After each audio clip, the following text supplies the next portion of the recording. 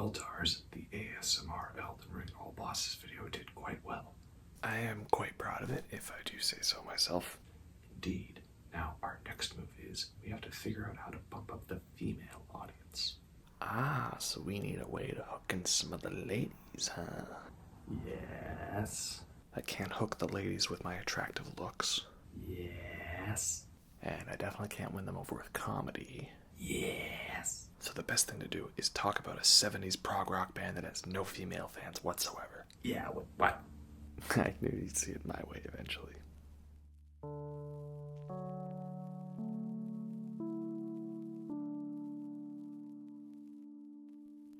Hello everyone, and welcome to the ASMR review show. Well, it's around Canada Day when I'm filming this, so this is going to count as my Canada Day video, and that is talking about the greatest Canadian band of all time, and that is, of course, Rush. And I got this lovely beer that inspired this video, a Canadian Gold Ale from Henderson Brewing, also based out of Toronto. Or is it Toronto? Toronto. The Torontoites, they always try to pronounce their city's name with the fewest syllables or vowels as possible. It's interesting, you know. You can do that with a lot of fun cities. So yeah, we're going to talk about Rush, the band that famously has no female fans. I know that's not true. It's a stereotype. There's plenty of he's, she's, theys, and whatever who enjoy Rush, and they're all great people, no matter what they identify as. But the joke is that since Rush is a very nerdy and silly band, that they typically appeal to that, young male nerd, the 70s, 80s archetype. And they've definitely played into that and taken a few fun digs at themselves for the lack of female fans. And I find that it just seems more women are naturally to say something like, "Oh, his voice sounds like a dying cat." And to that I say, "Geddy Lee is beautiful, and I will fight you if you disagree." So, there's a lot of albums to cover, and I actually only have like the first half of their discography on vinyl, but I figure, I don't want this beer sitting around in my fridge forever until I finally have all the Rush albums on vinyl, and that would probably take a while, because Rush has a lot of albums, many that were in the 90s when they didn't really make vinyls, so let's just get on with it, shall we? Well, Rush's debut album in 1974, appropriately titled Rush. And I think it's funny that it's just this big, giant, pink logo, It really screams hardcore 70s rock and roll, right? And I think that's because there was a bit of a printer issue. They wanted it to be more red, but it ended up being more pink, so oops. But yeah, so Rush, a Canadian band, where they were in Toronto, they were like somewhere outside, but that area, formed originally by members Alex Lifeson, Geddy Lee, and John Rutsey. So Rush is like one of the best power trios, You got Geddy Lee, and he's slapping the bass and singing his screechy dying cat vocals. And then you got Mr. Alex Lifeson, oh, it's no big deal, just kidnap Alex Lifeson. And he's guitars, lots of guitars. And John Rutsey is the original drummer, but he will not be sticking around with us for long. So, yeah, this is like a very straightforward album from what Rush would eventually become, because they are a progressive rock band that is rock musicians who decided that playing songs the normal way was too boring, and they wanted to show off how much they practiced all of their weird scales. and then they decided that songs shouldn't be made to be listened to like on a car trip across the street or down the block, or just while you're having a quick shower. No, songs should be things that you have to sit down and listen to and devote your time for. And thus, prog rock was born from bands the likes of King Crimson and Yes and Genesis, and taking influence from some of those trippy psychedelic moments from like the Beatles or Pink Floyd or Jimi Hendrix. And so Rush originally was a much more straightforward rock band, and a lot of the stuff it's basically like your classic 70s rock, and it's about like going out and getting women and just general things.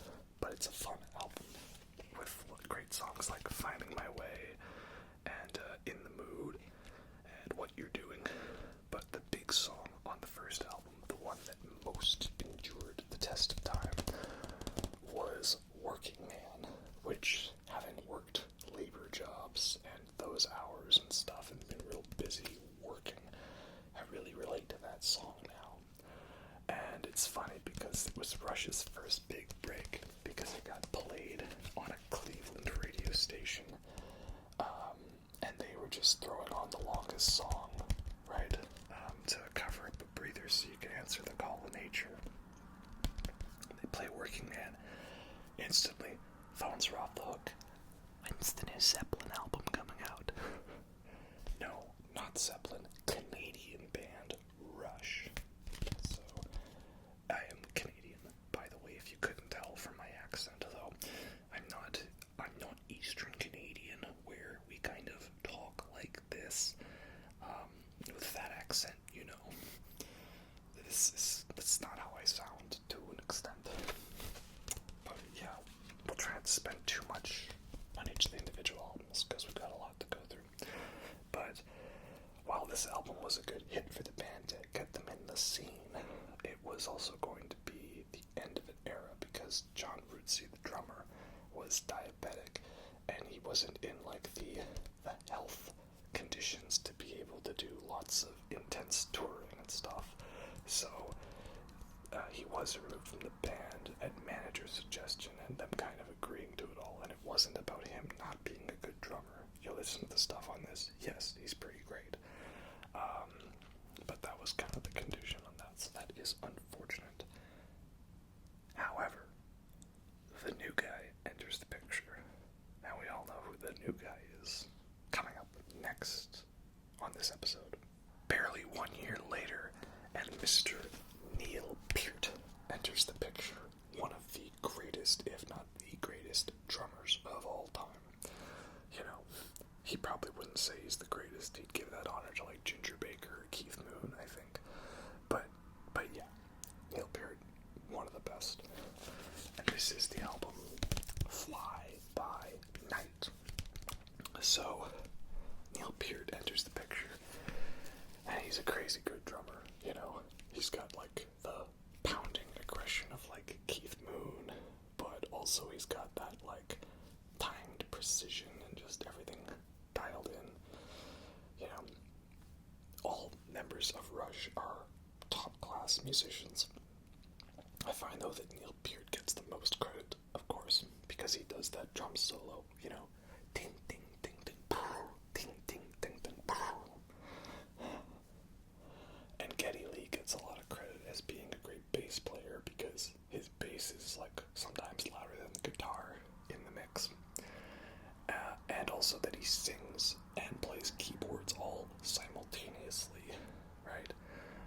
You saw it in the intro of my Hemispheres poster, and it's just such a cool looking picture of Rush. Like, you will never be this cool. And Alex Lifeson, I think he doesn't get enough credit as a guitar player, because his rhythms and styles are very odd. You listen to his solos and there's a strange combination of like shredding and noisy feedback and tremolos and stuff.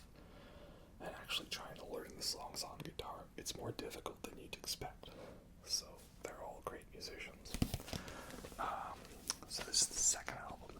this is where Neil Peart comes in and he starts writing most of the lyrics. And there's a couple songs with lyrics not from Neil Peart, like Best I Can. But really, he comes in and he starts writing all of this nerdy stuff, like an 8-minute epic about a fight between Prince Bytor, Knight of Darkness, and the Snow Dog, or stuff about this weird fantasy series called Lord of the Rings, and Rivendell.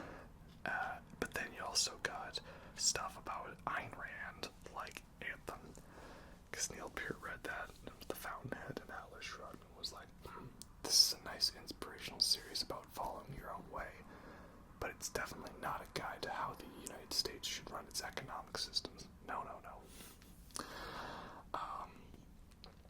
And yeah, then you also got emotional stuff like Fly By Night, about his personal feeling of leaving home, leaving the nest.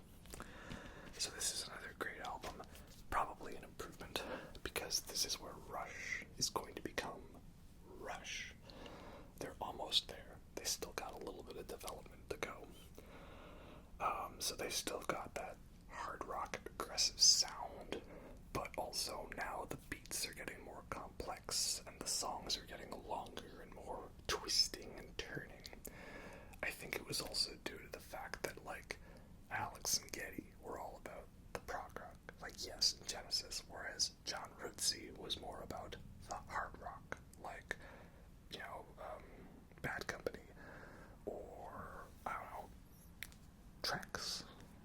T-Rex. The rock, what we call classic rock. So now, though, all three of them were a whole bunch of nerds writing about nerdy stuff. And easily the best song is the epic Bytor and the Snow Dog. Such a great song, and it's got a cool, really extended drum solo part in there.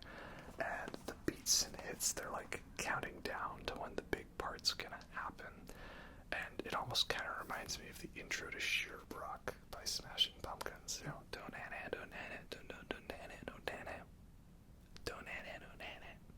Right. Great song and a great album. This is getting close to where Rush is going to be. Up next, we have Caress of Steel. And this is another album where Rush had a printing issue with the color. It was supposed to be silver, like steel, but it ended up gold. But it's alright, it's still a pretty neat artwork. And it's got some more art on the back. And this makes me think, did you ever read that, not young adult series, not like Twilight, that type of YA, I mean like fantasy YA. It was called The Edge Chronicles. And there was like a Storm Chaser and Midnight over Santhrax and a bunch of stuff like that. That was a really great fantasy series, but it was for kids, but it was also pretty dark. And I loved that one so much. And this art style reminds me of that series, if you ever remembered it. And then this has got a gatefold with the lyrics and lovely photos of the band. So, this album's kind of a dark horse, black sheep for Rush, because it was where they started to get maybe a little too out there. And so this one did not do as well, and was almost the end of the band, because basically this was like the studio saying, after this one, okay, that's it, last chance or you're walking the plank. And it does have some good stuff on it, like all the songs are at least decent to great. Best one for me is the fast-paced, aggressive opener, Bastille Day, about the French holiday and the revolution, the storming of the Bastille. So that's a great song, very fun, very aggressive. I think I'm going bald. Maybe a misstep. Lakeside Park, fun, classic little tune, feels very Canadian. And then you've got two epics to round out the album, The Necromancer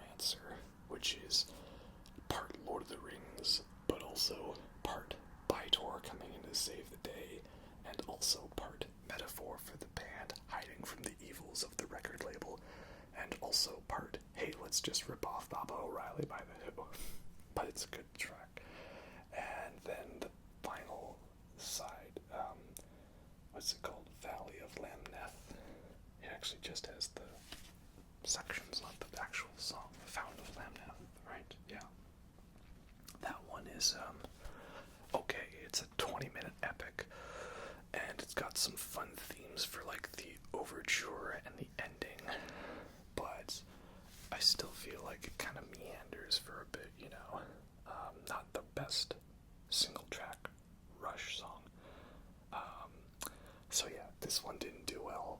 We were kind of in a lull, but it's okay, because Rush was going to take this aggression and channel it into something fantastic. And now we come to the first fully sensationalized, authenticized, great Rush album, and that is 2112, which is obviously what my necklace is a reference to. It couldn't be a reference to anything else. I heard, wasn't there some satanic panic around Rush that, you know, much like how Kiss stood for Knights in Satan's Service, that Rush stood for rulers under Satan's house? I don't know. But 2112, right, with the origin of this Starman logo and the origin of those hilarious kimonos, was like, yep, it's the 70s, alright. But this is where Rush went like full crazy sci-fi and made the 20-minute, you know, complete side full song, 2112. And yeah, probably my favorite Rush song. Probably. Maybe a generic answer, but I love it because it's got a science fiction story heavily based off of Ayn Rand's work, and about the priests of the temples of Syrinx controlling all of the entertainment that is forced on the population and stuff. And so our hero learns to play guitar, and he learns the power of music, but the priests strike down his fantasy, but he has visions of the oracle bringing forth the prophecy that will, you know, balance the world and defeat the priests. And it has an ambiguous ending. Maybe it's hopeful, maybe it's not, who knows.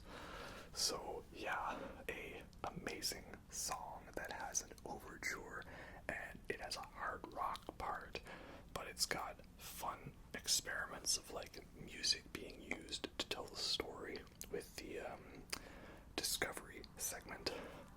And then there's some emotional guitar solos, but then that grand finale, if there was ever a song that warranted the title of grand finale, it was the final movement of 2112, because it's so great, and everyone's on the top of their game. There was a lot of anger on this record, because Rush decided they would go down fighting. They weren't going to make their next album radio friendly. They were going to do what they want. No, you can't tell us what to do. No, you can't tell us otherwise. And no, we don't think we're wrong. And that was the energy that made this almost a proto-heavy metal album. Like, listen to some of those riffs in the solo section to Passage to Bangkok, or those main riffs to Something for Nothing, or perhaps just any of the main heavy moments in the title track. It's actually a pretty heavy album for 1976, and that's why I love it, you know. That's why Rush is not only a great rock band, but a great band that influenced a lot of the early heavy metal. So, yeah, there's a reason why this is one of the most important bands, because all of those musicians that you love in their 80s and 90s bands grew up hearing this band, and they were those awkward nerds that had music made for them by awkward nerds. And then the awkward nerds who never got to experience that eventually grew up hearing the stories of old and also became awkward nerds. And it's just a vicious cycle. The awkward nerd cycle repeats on and on. And yeah, there you go. The classic Starman logo. Right? Yeah.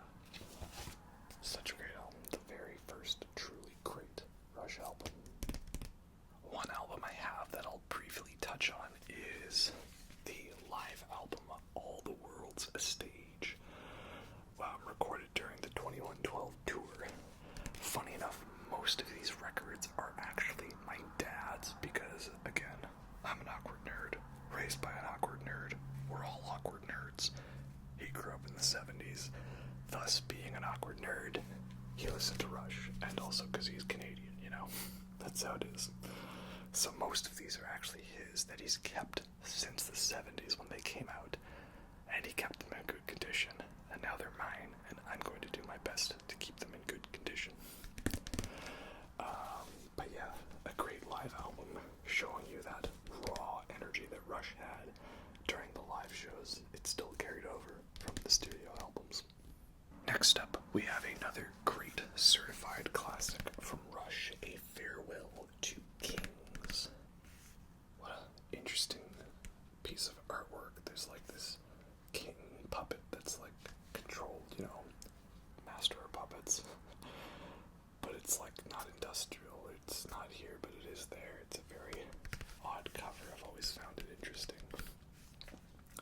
Like, I remember when I just had like the little iPod and had the little picture of the art and you couldn't really see what it was. That was my first impression.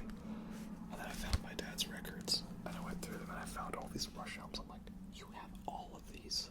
Wow. Nothing much fancy on the back.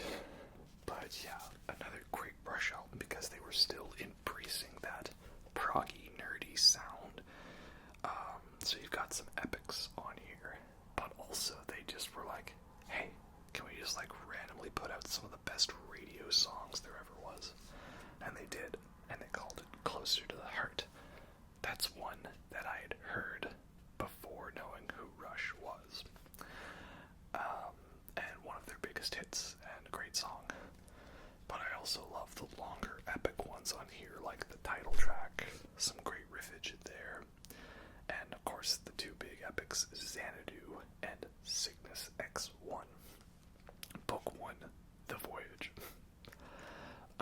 So Xanadu is like, I guess, about like finding Shangri-La or Kubla Khan or something, held within the pleasure dome as a mad, immortal man and drinking the milk of paradise. But yeah, great epic. Again, it's a song where there's 5 minutes of music before the vocals come in. And this was something I really liked hearing in my early days of getting into this genre. It was the bands like Pink Floyd and Pink Floyd and Rush, where they weren't afraid to do songs that were very long and, you know, it was about more than just, well, what are the lyrics? And also bands like, I don't know, for me, Black Sabbath was like the first band that made me realize that a song didn't have to have a chorus where they shout what the title of the song is over and over. Because you listen to most pop music and regular rock music, that's kind of how it goes. There's a chorus, and they say what the title of the song is, and that's why the title of the song is the title of the song, because it's the chorus of the song. But then I'd listen to like this War Pigs song by Black Sabbath, wondering, when does he say War Pigs? Anyway, we got a little sidetracked there, but just to prove also how incredibly proggy this album is, it ends on a to-be-continued note. Like, literally, to be continued. How nerdy and proggy is that?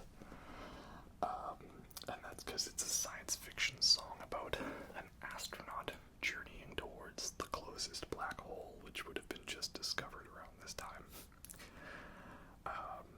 And he sails into the black hole, but potentially gets torn apart by the spaghettification.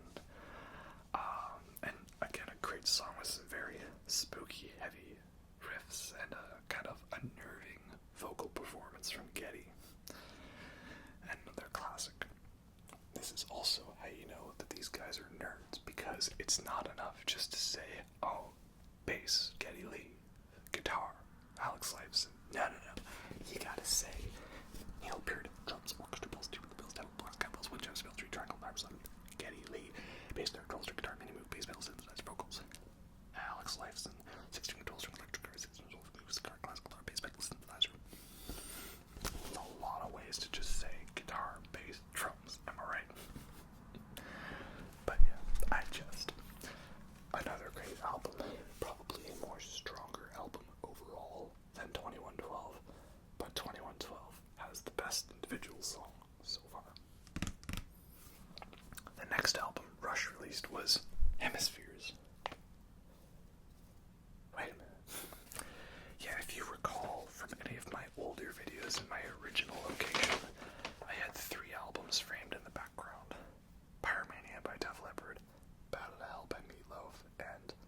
Hemispheres by Rush.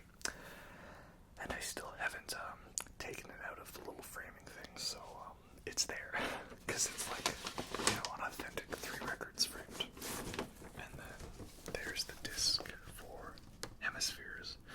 And it's a shame because the artwork's pretty cool. I can't really show it to you. But Hemispheres is like the nerdiest, proggiest Rush album. At least until Clockwork Angels. But this album starts with a 20-minute song on one side, and it's Hemispheres, Cygnus X1, Book 2, or Cygnus X1, Book 2, Hemispheres, or something like that, That's how nerdy it is. It's the song starts with the sequel bait continued from the original. And this is about, like, the battle of the heart and the mind between, I forget the gods' names. What is it? Dionysus and,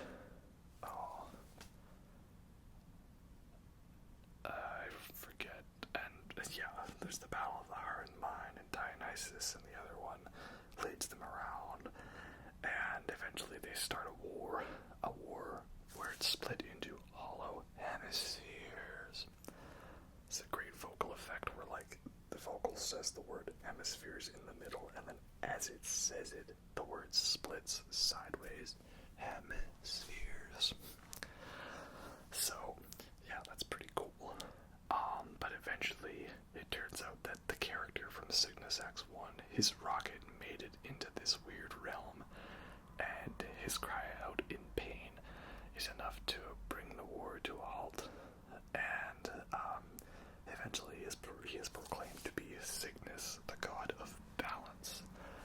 What a crazy, proggy song, And then there's a couple classic hits like The Trees and Circumstances. Great fun songs that still manage to fit that prog element, but into a much more tighter package. And then it ends with a nearly 10-minute instrumental inspired by a dream Alex had called, like, Lurks in Wonderland. And it's La Via Strangiato.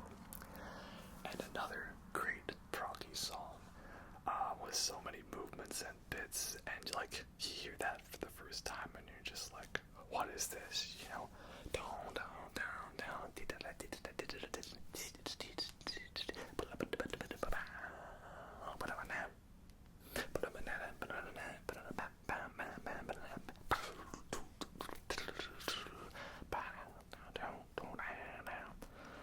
Like all those bits and bobs and pieces and stuff, it's crazy.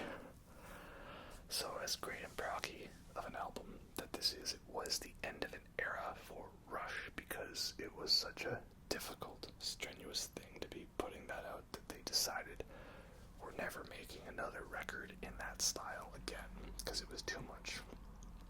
So they fled from that insanity of Hemispheres and into the much more organized realm of the next album. The next album coming out on January 1st of 1980, literally the start of the decade. Permanent Waves. And it's got a weird 50s thing with Lifeson and Lee's name being hidden in there. And this, like, 1950s looking woman, but atom bombs and Dewey defeats Truman. Odd. And then the band getting all fancy with all their tech. So this Rush album is another one of the biggest Rush albums because it has 2 of their biggest songs, and definitely 2 that I hear on the radio the most, disregarding the next album. And that is The Spirit of Radio, aptly named, and Free Will.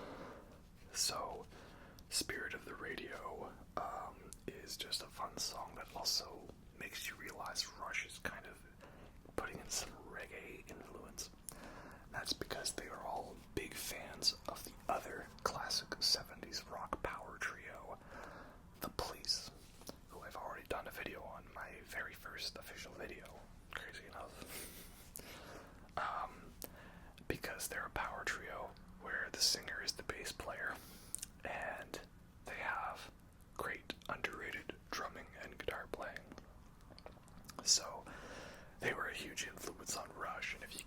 notice how Rush was taking influence from the Police in their 80s albums, then you're just musically blind. But yeah, great song, very fun. Ends with a pretty tricky solo at the end. And then you got Free Will, the song about, hey, even if you choose to not to decide, you still have made a choice. So it's a song I always listen to on election day, when the people decide, hey, I'm gonna vote for no one, and then me and the 5 other people that are doing this will really fight the system by contributing to nothing. Because even if I don't vote and a bunch of us don't vote, that still means that there's gonna be enough people that will vote for one of those people, and they'll get in.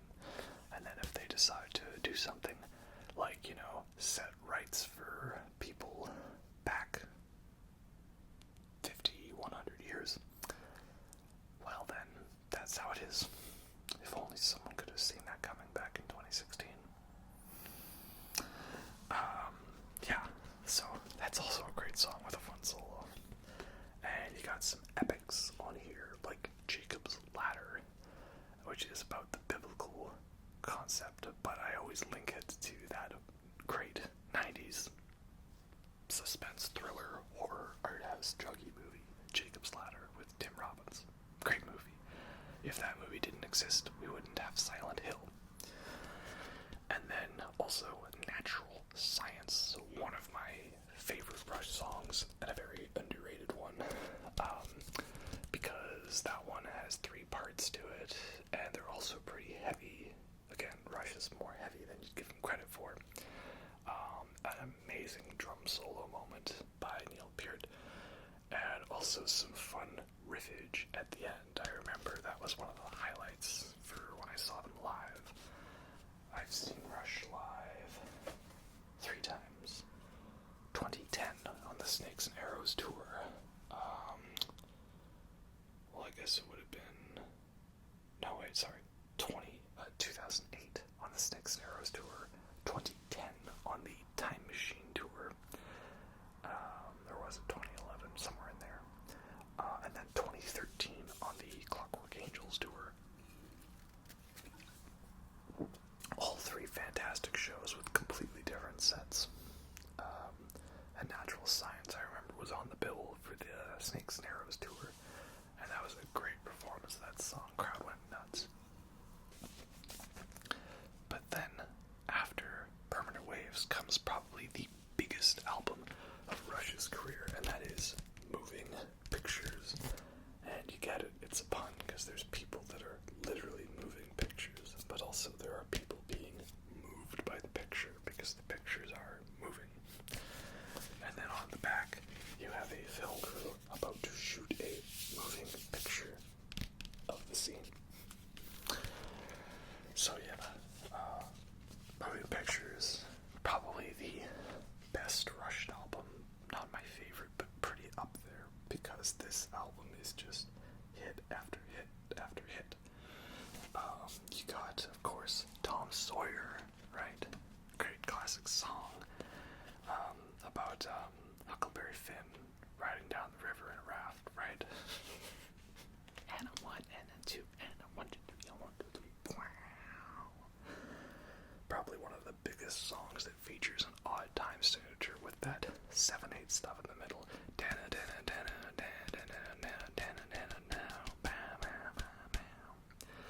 And also one of Neil Peart's most famous drum moments, where he gets a drum performance feature, not just a drum fill, but it's a drum solo moment. And everybody knows the drum moment, and you've all seen it, but I'm still gonna do it again.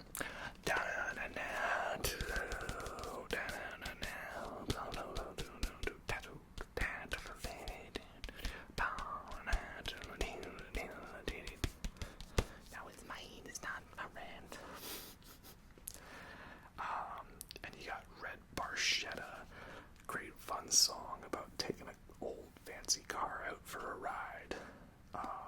Again, so many great moments that make the odd signatures work.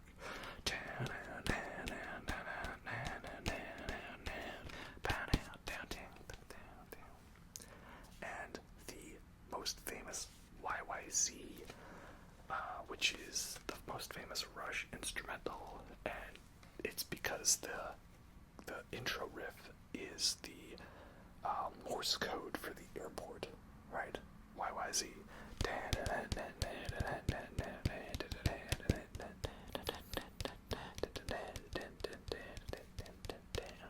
Alright, if you haven't noticed that these guys are nerds.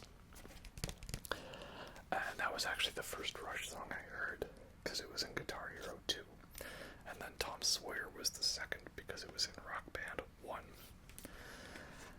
And then you've also got an epic song like The Camera Eye, and those deep cuts like Witch Hunt and Vital Signs. And tell me if Vital Signs doesn't make you think of the police. Like, come on, it's so obvious.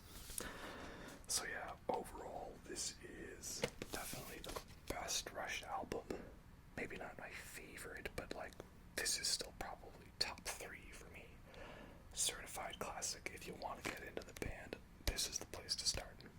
Well, with Moving Pictures being one of the band's biggest albums, it only made sense they'd also do a live album from the era Exit Stage Left, where we see, much like how Pink Floyd will put references to other albums in their artwork, we've got that here. The owl from Fly By Night, the well-dressed man from Hemispheres, and the model cover girl from Permanent Waves. So yeah, another great live album with some great performances. I'm not sure which live album I prefer out of the two I've shown, because All the World's a Stage has a good chunk of 2112. But this album, you gotta hear all of those hits like Tom Sawyer and Limelight and Red Barchetta. You gotta hear those performed with the intensity, or no? Limelight's not on here. I'm just remembering I forgot to mention Limelight. How did I fail to mention that? One of the biggest Rush songs, one of my favorites. Probably the definitive Rush song for me, because I like it better than Tom Sawyer. And an important message about Neil Peart feeling isolated and alone. You know, how can I pretend a stranger that I've just met is a perfect friend? So, one of the best Alex Lifeson solos as well. Okay, next up, this is where things get interesting. See, starting in the 70s, of course, synthesizers were becoming much more popular in music, and so artists were incorporating them more. And Rush was doing this as well. You start to notice keyboard bits popping up here and there for little leads and little moments, right? Like the little keyboard interlude in Tom Sawyer.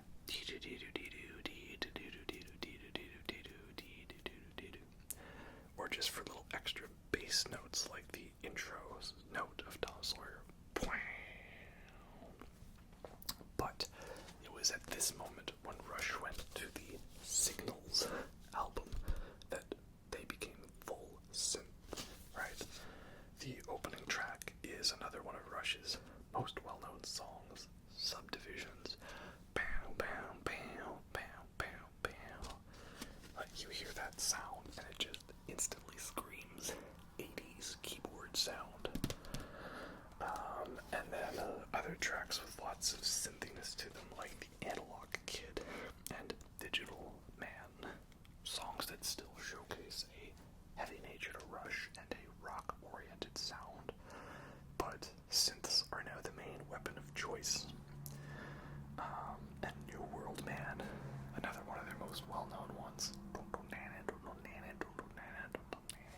Right? And it's also got the kind of actually emotional sad for a Rush song, Losing It, with a very cool electric violin performance. And also a very nerdy space song, Countdown, about the rocket launch.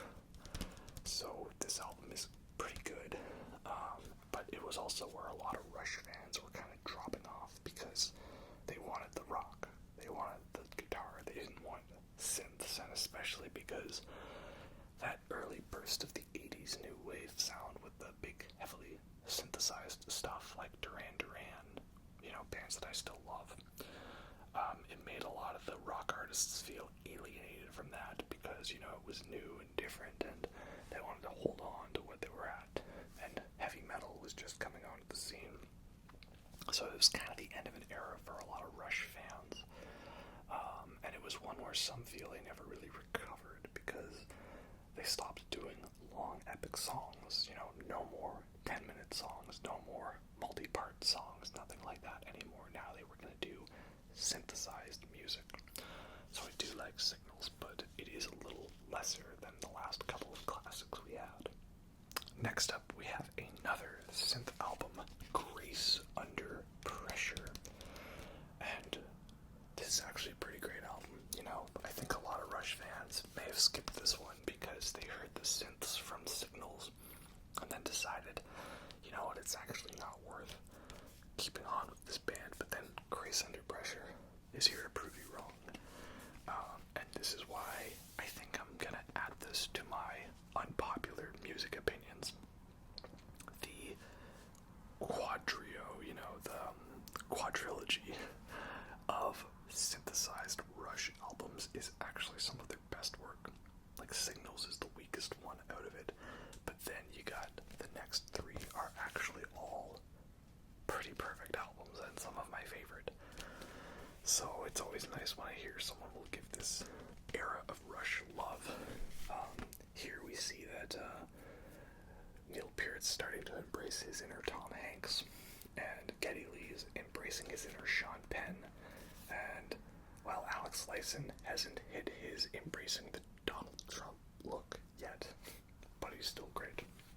Actually, here he kind of looks like Alexander Skarsgård. So yeah, this is a great Rush album. So many hits on here, like Distant Early Warning, and The Enemy Within, and The Body Electric, Between the Wheels. Just all these songs are actually like legitimately great. None of them miss. They're all great songs. And some of them are kind of dark, like Distant Early Warning, I think, is about the possibility of nuclear annihilation and trying to save the people but not being able to. And After Image is about, well, a loss of someone very close. And then Red Sector A is about a concentration camp Holocaust survivor. Very dark one. And you have The Enemy Within, which was part of a joke series where Neil Peart wrote a song that was part 3 of a trilogy, Witch Hunt, before the other parts were out, but it kind of became a thing because then you had The Weapon and Enemy Within, both songs that are about fear in different ways, because he'd heard about how the two emotions are life, everything is out of either. It's, well, love and fear is that Donnie Darko thing, but every decision you make is not out of love, it is in some way connected to being a decision out of fear. As in, I said the word fear, and now we're going to reinstall that classic 2005 shooter on the fancy gaming laptop. Yeah, so great album, lovely synth sound, and a lovely guitar sound from Alex Lifeson. It's something about that, it just is so Rush when he hits those chords with that kind of 80s chorus. And the distortion on it is just so 80s, I love it. And the last Rush album that I have on vinyl is Power Windows, another synthy certified classic. It's interesting, he's like looking outside the window rather than all these TVs displaying him doing that pose. I don't know, it's odd. So again, more synthy songs kind of carrying on that sound of Grace Under Pressure, but if I had to compare them, I'd say like Signals feels like Moving Pictures Part 2, the synth tracks, and then Grace Under Pressure feels to me like heavy guitar with chorus and lots of synths, whereas Power Windows for me is like all synths drenched in deep blue under the ocean.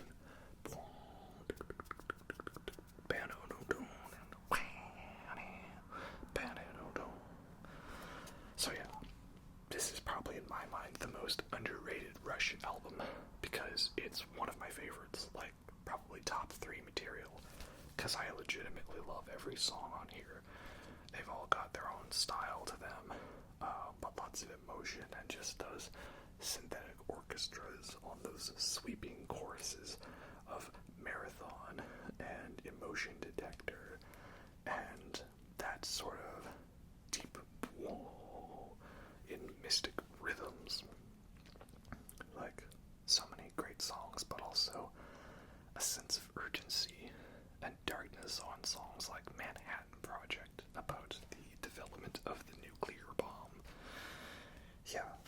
this is a great album.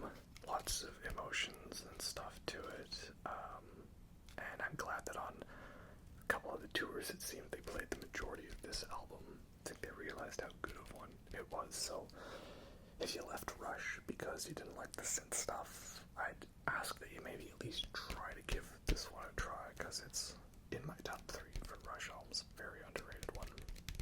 Well, that's all I have for owning Rush albums on vinyl, but let's at least go over all the other ones, because I would like to own them at some point. It's just, it's a little more difficult of a task than all Black Sabbath or all Death albums. I guess if I expanded Black Sabbath to include the Tony Martin era and the Glenn Hughes era, that'd be a little more tricky. Anyway, back on topic. Where was I? So the next Rush album after Grace Under Pressure was Hold Your Fire. And this is the end of the heavy synth era, the synth quadrilogy. I feel like Rush likes to do 4 album cycles, Rush to 2112. That's a moment, that's an era.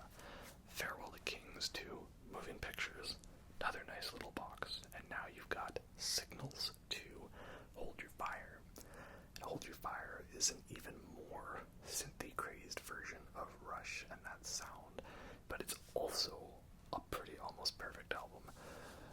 I think though this one is not as good as Power Windows, and I don't know, I used to listen to this one a lot, but I feel lately I've been vibing Grace Under Pressure more than this one. But it's still really great, because it has songs like Time Stands Still, and Mission, and Lock and Key, and Force 10. More synth than you could ever want in an album. But also, I don't know, I feel like something about this era of Rush, they're like playing the chords that don't sound heavy. They sound like, right in the feels. Something about that 80s synth sound, maybe, because I grew up with a lot of that music. But it's great. That sounds great, and it gives you the chills. Like if we were ever talking about songs that give you the chills, songs that give you the ASMR, it's the final chord modulation of Marathon off Power Windows, or it's that final drum build in Lock and Key, or it's that final explosion into the chorus of Time Stands Still. Those are some very tingly ASMR in music moments for me, because you just get the shivers. After that, Rush started dialing back the synths a little bit, and then they have the cycle of the 90s hard rock albums, going forth from Presto, Roll the Bones, Counterparts, and Test for Echo, because these songs, while they still feature synth parts to them, they are more based in regular rock sound. Presto is the first of those albums, and I gotta say, this is a Rush album where I don't fully dig it. They don't have any bad albums, but I feel like this is the one where I'm listening to it the least, and probably the least one where I really dig the songs. Still many complex moments to them. They haven't abandoned prog altogether, but I feel like this one doesn't do anything too special for me. And then after that is, in the 90s, Roll the Bones. This is an album that I think I have the CD for somewhere around here. Nope, I was mistaken, must have escaped me. Anyway, Roll the Bones, another 90s sounding album. Again, more hard rock, but 90s hard rock, where it's got a nice distortion to it, but it feels a little more like a soft punch rather than a large crunch. If that makes sense in my mind, I did. So you've got the song Roll the Bones, which actually features a interesting rap segment, but it kind of works. It's odd, but it works. And also some songs with an intensity to them, like Ghost of a Chance, or You Bet Your Life, or especially Dreamline, probably my favorite of the album. So again, another era of Rush where I feel like I need to listen to it more, but it's not one that kind of grabs me as much in terms of getting you hooked.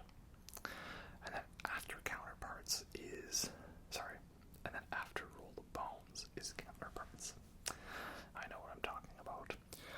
Counterparts is probably my favorite of this 90s hard rock era of Rush, because it's got some pretty nice hard-hitting songs like Alien Shore and, Double Life or Cold Fire, something like that. Those songs are all great. Oh, and the opener, Animate, very great song with a very fun drum intro and a great bass line and everything. That's Rush for you. But then also some songs that really hit you in the feels, getting that feels from the 80s back in here, and those are the songs Nobody's Hero. And then the closing track, Everyday Glory, that's one of my favorite underrated Rush songs, because that would be in my top 10 probably, and it's just a little buried closer on the album.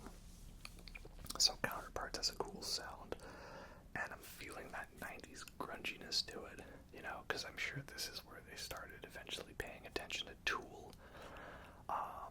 And yeah, a nice dirty sound, definitely a step back up. And then we have the final of the 90s hard rock era, and that is Test for Echo. And this album is, I think, underrated because a lot of people put it as their lowest Rush album, but I will also say that a lot of it leaves stuff to be desired, but some of it's pretty great. Like the title track, Test for Echo, is such a proto Porcupine Tree / Tool song. That verse riff is very much like Lateralis.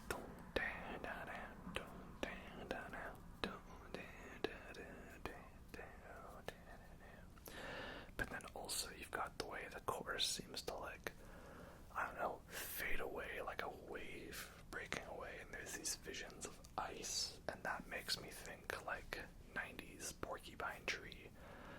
I don't know, something about it. I could see Steven Wilson writing that riff. So it's pretty cool to see the new prog bands that are going to come up, like Porcupine Tree and Tool and Opeth. We're going to see how Rush in the 90s inspired those bands. So Test for Echo's got some good stuff on it, but again, it's an era of Rush that I like, but I don't love, apart from a few tracks.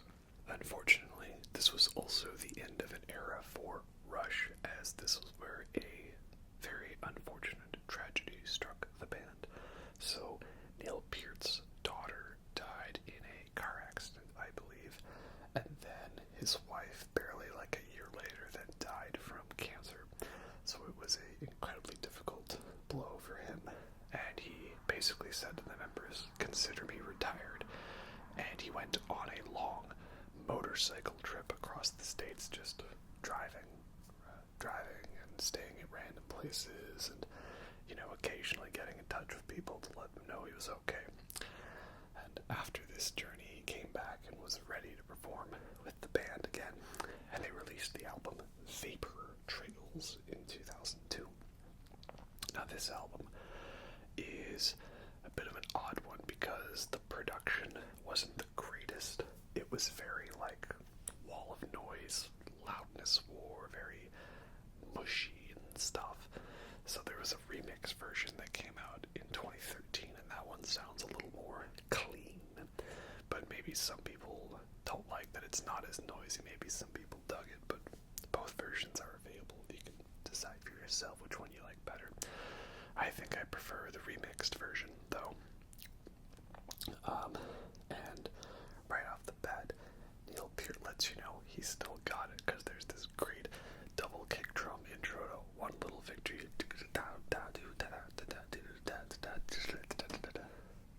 it's actually another very heavy song. We talked about how Rush had some pretty hard rockin' stuff in the 70s and a bit of that grittiness in the 90s, but this last section of albums for them is also pretty hardcore. So it's a good album. Not my favorite, but there's a couple underrated bits on there, like Freeze, Part 4 of Fear, or Out of the Cradle, and with a very big, noisy bass riffing section. Very, very nice indeed. And hey, it was important for them to like process and to get all this out so that they could do a nice big comeback tour. And that's what they did. So yeah, pretty great album. I think a bit underrated. Definitely want to check out a bit more. And this also led them to doing the 2004 covers album Feedback, which I haven't listened to too much of, but they do a cover of The Seeker on there, originally by The Who, and that's pretty cool. Around this time is where I got into Rush, because I had heard YYZ, because I'm Canadian, in Guitar Hero 2, and Tom Sawyer in Rock Band. And then I'd also heard Closer to the Heart and Limelight on the radio. So then I hear this band Rush that I'm interested in has just come out with a new fresh album called Snakes and Arrows. And this was the first Rush album that I really dived into, and it's actually a really good one. It's quite heavy. Again, a lot of hard rocking riffage and Rush, you know, is maybe nerdy music, but they don't shy away from the punch, right? Just like Vapor Trails, this one opens with Far Cry, just right off. Pow, pow, pow, pow, pow, pow, pow, pow, pow, pow, pow, pow, pow, pow, down, down, like pow, down, down, down, down. Great song and such a great show opener. And you got other heavy songs like Armor and Sword, which is a very King Crimson sounding song, with some of those riffs sounding like they're from Lark's Tongues in Aspic. And also you got some Stranger songs like Spindrift and The Way the Wind Blows, but then also you got a real badass instrumental like Malignant Narcissism. So it's all over the map what you get on this album, and it's a real great one. And I love the guitar tone and the bass and just everything's great. It's all classic Rush. It's like there's a big wheel, and they started in their 70s sound and went very proggy and then very, very synthy, and then they started coming back around to the hard rock, and now they got back into the more proggier stuff, because you got some longer songs on this album. Some of the longest they had done in a while, which isn't too long, only 6 minutes, but still that's stretching it for what Rush had been doing for the last 20 years. And then I also saw them on tour for this album, and that was great because they played the majority of the album live for the second set, and the first set was kind of all over the place. Like, I remember them doing Dreamline and Between the Wheels and Natural Science and Limelight, and I think, did they play The Trees? I think they played The Trees. And then the second set after that, they had, of course, the drum solo, ding, ding, ding, ding, blue, ding, ding, ding, ding, blue. And then closing off with a few great classics like 2112 and One Little Victory and Passage to Bangkok. And what did they end the show with? I forget what they ended the show with there, but you know, probably something great. And yeah, that was it. I was fully into Rush. I was hooked. I was full-on music nerd. And, you know, girls weren't going to go out with me because I was too busy listening to my nerdy, proggy stuff and not the popular music. It was all downhill from there. And after that, it was another big, long gap between Rush albums, but there were rumors of what was going to happen because they went on the Time Machine tour, and they were playing these new songs called Caravan and BU2B. And that was a fun tour where they did the entirety of Moving Pictures, and there was a lot of 90s stuff in the first set, like Leave That Thing Alone. That's a good one. But yeah, then finally we got the big album Clockwork Angels in 2012, and this one might be my favorite Rush album. It's tough to say. It's between this, Moving Pictures, and Power Windows. I think those are the top three for me. And then you got a couple others up high, like Farewell to Kings and Hemispheres and Grace Under Pressure, right? All really great albums. this might be my favorite. Kind of alternates, but it's great because Rush finally, at last did a full-on concept album with like a story and little interludes a bit here and there, and everything tells a tale, and they even wrote a novel to go along with the album, and the liner notes have like little narration bits that the protagonist is talking about their life and what's going on, like what was on the lyrics for 2112. So yeah, finally we got the Rush concept album, because 2112 doesn't count. It's half a concept album. Even if it's a 20-minute song, it's still only half the album. And same thing with like Hemispheres or Farewell to Kings. They've got a concept, but only for part of it. So yeah, Clockwork Angels is like the culmination of everything. It was like they took everything they knew and put it together, and it was the final boss of Rush albums.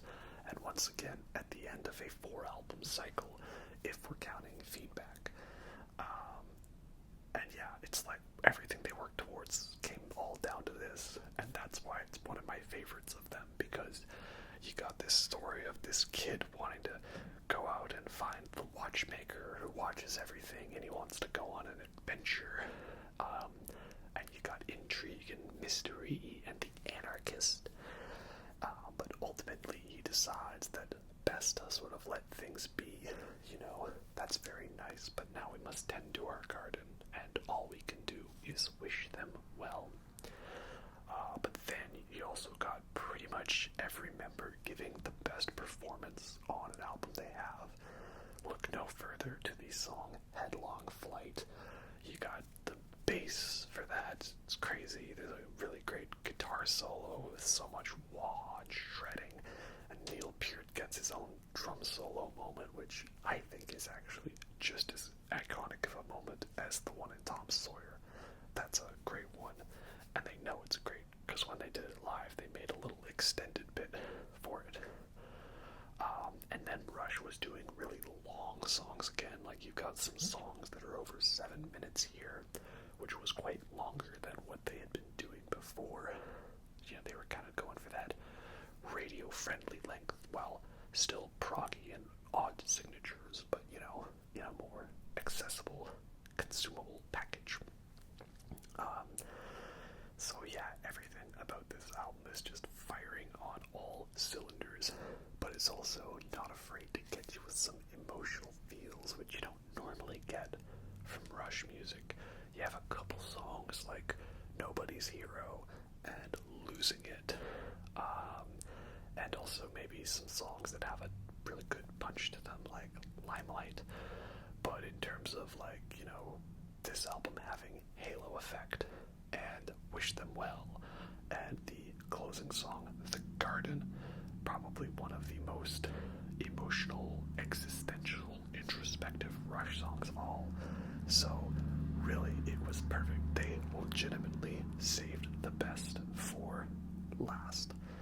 And yeah, if this was going to be the final Rush album, then it was a pretty great note to end it all on, because it's just everything I wanted them to do. They put it all together, and they did it, you know. I think they're always trying to make it so the next album is the best one. They're always trying to top themselves and push themselves to experiment and do better, and they really knocked it out of the park with Clockwork Angels, in my opinion. The tour for this album was also insane, because the first half was like almost entirely 80s synth songs, like some of the hits like Subdivisions, but also a lot of those more obscure B tracks from like Power Windows. So that was a really great show, you know. Anytime they play obscure stuff off of Power Windows is a good time. And then the second half of the show was almost the entire Clockwork Angels album, with which they did some of the songs with a like string quartet, I think, helping them in the background. So great show. And you know, I think the last song of the show was 2112, or maybe that was the previous show. I can't remember which song they ended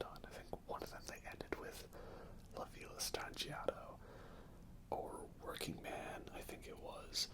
And then another one they ended with 2112 in the grand finale. So, the grand finale indeed.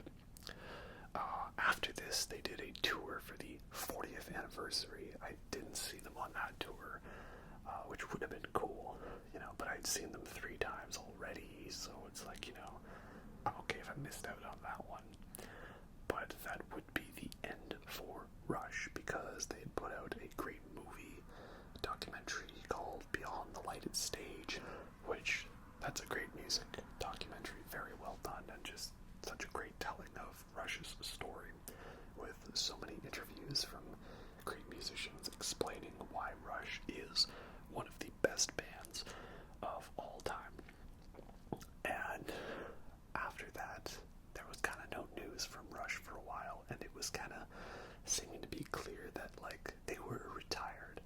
Like, Neil Peart was always a very private person, so he kind of just, retreated from the limelight. And yeah, it just seemed to be like that was probably it. We didn't hear anything for a while. And we just sort of assumed that was it. And that would be it, because unfortunately in 2020, Neil Peart passed away.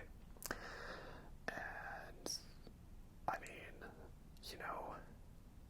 getting upset over celebrity deaths, some people kind of joke on that because, like, you didn't know that person personally, you only knew an image of them. I'm like, yeah, but also, when you're really into good music, lyrics and feelings of music can speak to you and get you more than anybody you know can. These group of strangers can somehow seem to know you better. So you do kind of have a relationship in a way. And, you don't want to idolize celebrities too much because you don't really know them. And you might not know really who they are, right? I mean, hey, I have a bass guitar that's a Jackson 5-string Silverburst, and it was entirely because of this bass player in this band that played a lot of death, and they were a mega band of death, if you know what I mean. And now we find out that bass player is not that great of a guy, but it's still a pretty great bass guitar, and whoever it was that played bass on that 90s album about, R.I.P., Rest in Peace, or Rust in Pieces, whatever it was called. There's some great bass on that album. I don't know who played bass on it, but it sounds good.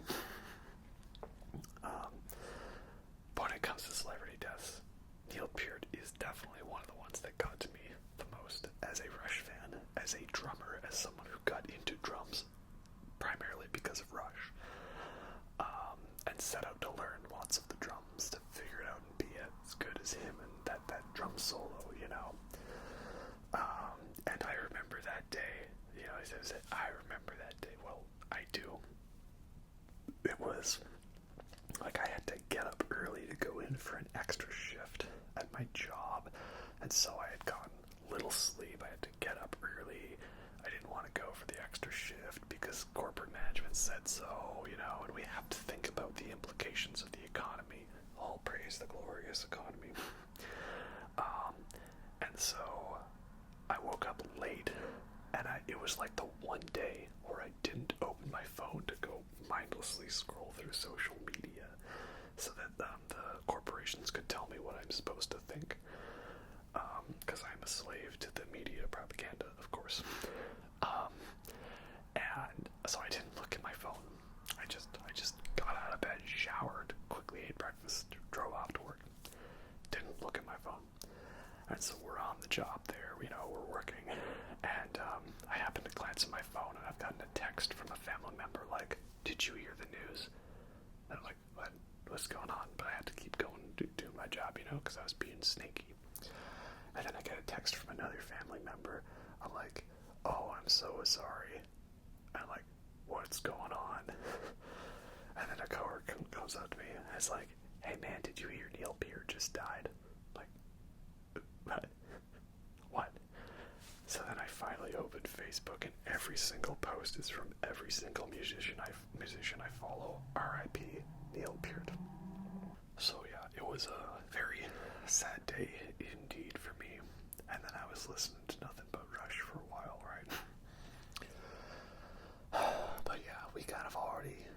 he's new, and that explains why Neil was kind of calling it quits on the tour, because he probably wasn't going to be able to have like the energy to continue doing that sort of thing. And the band was very, helping keep that secret to respect his privacy. But yeah, it's sad, man. It's sad. But we have to look to the positives. Rush has made their mark on the history of music. They're the biggest Canadian band there ever was. Probably not like the quintessential Canadian band, though, because Rush is big all around the world, whereas when I think of a band that is the biggest band in Canada, and Canada exclusively, that would be the Tragically Hip. But I like Rush more than the Hip. The Hip's great, of course, always respect the Hip. But yeah, one of the biggest bands of all time. Pretty much if you're a rock band and you play any sort of music of heavy rock to heavy metal, you're inspired by Rush. They've left their mark in so many ways. Another one of my favorite Canadian bands, Voivod, is basically like, what if Rush played thrash metal? You can trace their history and their influences around so many great musicians, so many great albums. They never made a bad album, in my opinion. There's just ones that I don't listen to as much, like Presto or Caress of Steel. But it's all great, and all three of them are some of the best musicians in their class, even if they don't get as much recognition as some of the other ones, like how Alex Lifeson kind of gets overshadowed. But yeah, try learning any Rush song on any instrument and think, how does he sing and play the bass and do the keyboards all at the same time, right? And Neil Peart's got that 360 drum set, and yeah, man, they're amazing. One of my favorite bands, and I never get tired of them, So, anyway, that's about all we have for today. So it'll be very great knowing that there's going to be no female viewers for this video, because, we're talking about Rush. But, oh well, that's how it is. So, no matter what happens, you guys keep on slapping that bass.